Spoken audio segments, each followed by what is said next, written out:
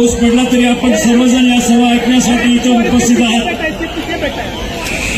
मला आपल्याला सांगावंसं वाटतं की अजून 2 तासांनी या प्रचाराची मुदत संपते। परवाच्या दिवशी या ठिकाणी मतदान होणार आहे। ही निवडणूक लोकसभेची आहे, ही निवडणूक देशाची आहे, ही निवडणूक देशाचा पंतप्रधान निवडण्याची आहे। या निवडणुकीच्या माध्यमातून आपण ठरवणार आहे की देशाची सूत्र, देशाचा कारभार कुणाच्या हाती द्यायचा। आणि साहजिकच एकच नाव समोर येतं, ते नरेंद्रजी मोदी। कारण गेल्या 10 वर्ष नरेंद्र मोदीजींचा जो पंतप्रधान पदाचा कार्यकाळ पाहिला तर 70 वर्षामध्ये जी कामं झाली नाही, जे निर्णय घेता आले नाही, ते निर्णय आदरणीय नरेंद्र मोदीजींनी घेतलेले आहे।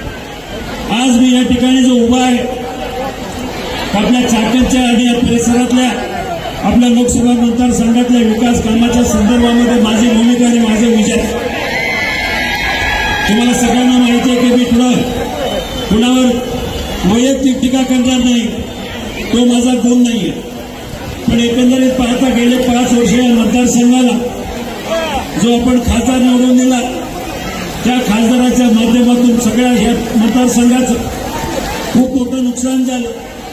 5 वर्षात 1 रुपयाचा निधी आमचा